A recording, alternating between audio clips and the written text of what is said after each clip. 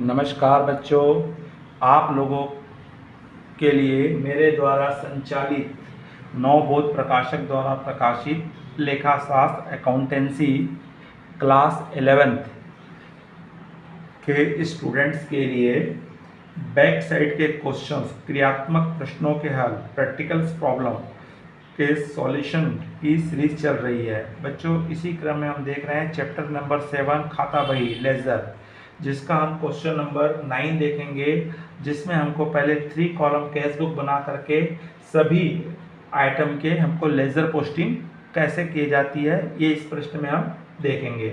अगर बच्चों आप इस चैनल में नए हैं या पहली बार देख रहे हैं तो तत्काल चैनल को सब्सक्राइब कर दीजिए और के अपना आइकॉन बेल को पुश कर दीजिए, जिससे कि आपको आने वाले सभी वीडियो की सूचना मिल सके। चलिए बच्चों, देखते हैं क्वेश्चन नंबर 9 क्या कह रहा है और ये किस प्रकार से सॉल्व किया जाएगा। तो क्वेश्चन नंबर 9 है, निम्नलिखित लेन देनों को बट्टा, रोकड़ और बैंक खाने वाली 3 कॉलम रोकड़ बही, 3 स्तंभी रोकड़ बही में दर्ज कीजिए और खाता खतौनी कीजिए। Prepare discount cash and bank column cash book from following transaction and post then the into ledger. तो चलिए बच्चों, देखते हैं इस प्रश्न में हमको क्या क्या कहा है। तो हम बनाएंगे सबसे पहले 3 कॉलम कैश बुक बनाएंगे। तो 3 कॉलम कैश बुक का आपको कॉलम्स मालूम है, जिसमें हमारा आता है date, particular, voucher number, LF। Amount के 3 कॉलम रहते हैं, cash, discount, cash, bank. Same credit side में date, particular, voucher number, LF, discount, cash और बैलेंस। चलिए बच्चों, सबसे पहले देखते हैं। इसने 2001 1 अप्रैल को इसने बिजनेस स्टार्ट किया है। तो डेबिट साइड में आएगा टू कैपिटल अकाउंट और कैश के कॉलम में अमाउंट आएगी 40,000 रुपये। उसके पश्चात होता है 2 अप्रैल को बैंक में जमा किया है, तो इसकी कॉन्ट्रा एंट्री होगी 2 अप्रैल को। डेबिट में हम लिखेंगे कैश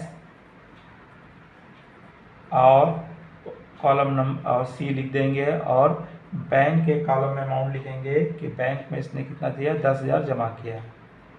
सेम डेट पे होगा आपका 2001 2 अप्रैल को बाई, यहाँ लिखेंगे बैंक और कॉन्ट्रा एंट्री, और कैश के कॉलम में आप क्या लिखोगे, 10,000 रुपये।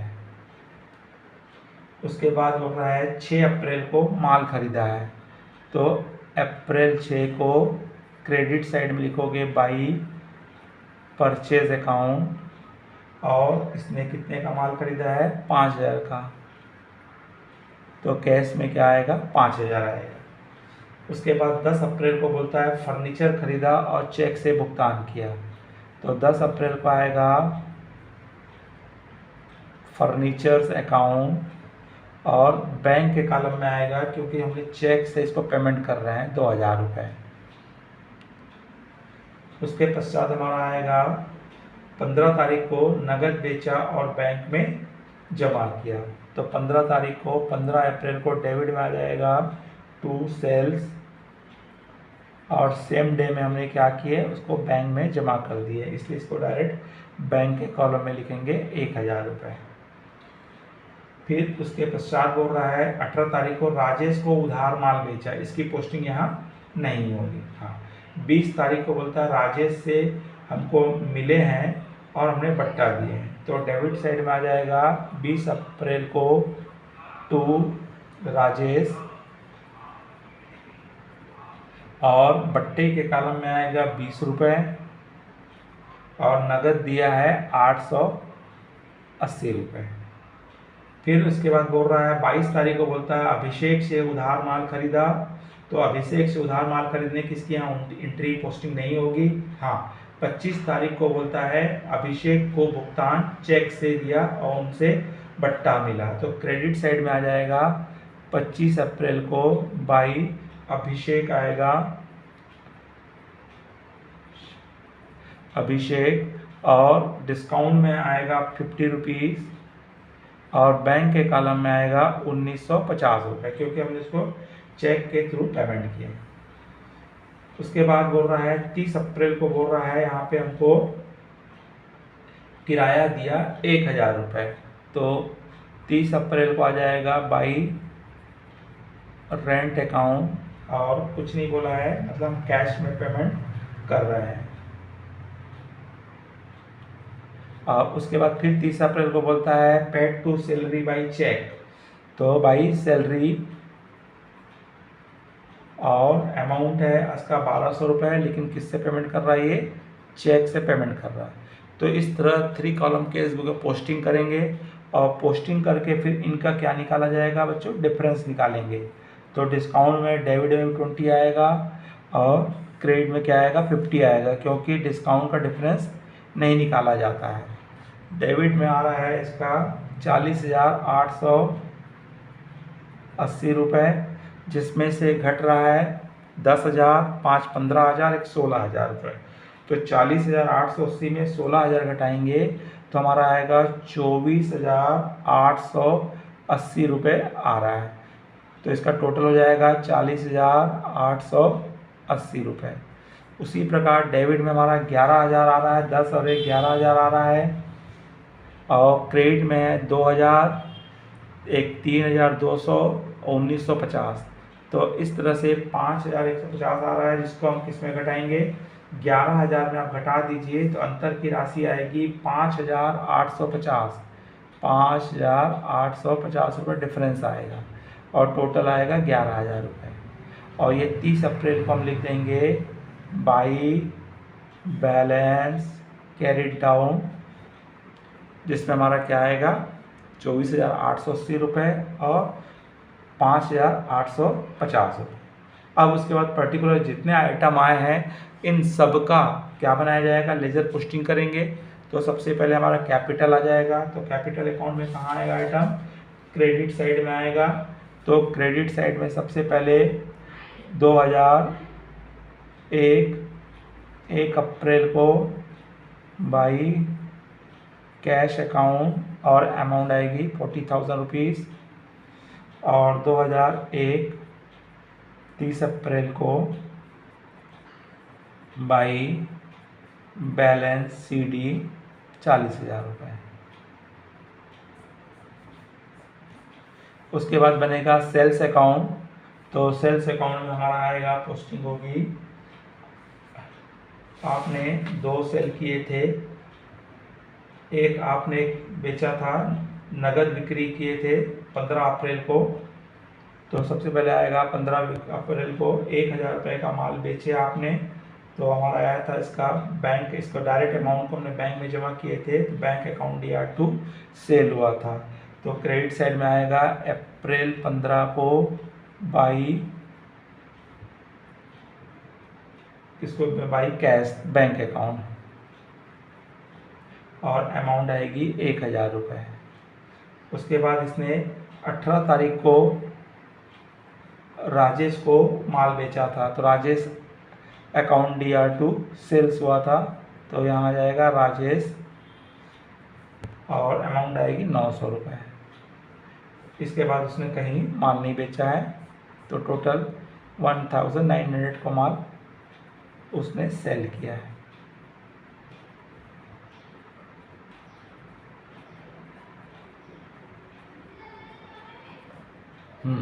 उसके बाद हमारा बनेगा परचेज अकाउंट बनेगा। तो इसने परचेज 6 अप्रैल को नगद माल खरीदा था, तो परचेज अकाउंट DR2 कैश। तो अप्रैल 6 को डेबिट साइड में आएगा सबसे पहले 2 कैश अकाउंट और इसने परचेज किया था 5,000 रुपये का। उसके बाद उसने हमने अभिषेक से माल खरीदे थे, परचेज अकाउंट DR2 अभिषेक 22 तारीख को, अभिषेक 2,000 रुपये। अब उसके पश्चात हमारा दोनों का टोटल कर देंगे 30 अप्रैल को बाई बैलेंस CD।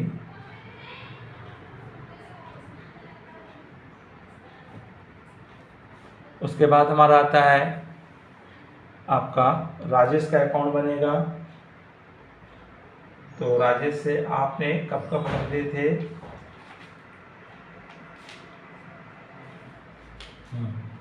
तो सबसे पहले हमने राजेश को माल बेचे थे 18 तारीख को, तो 18 तारीख को आएगा आपका 18 अप्रैल। Rajesh account year to sales,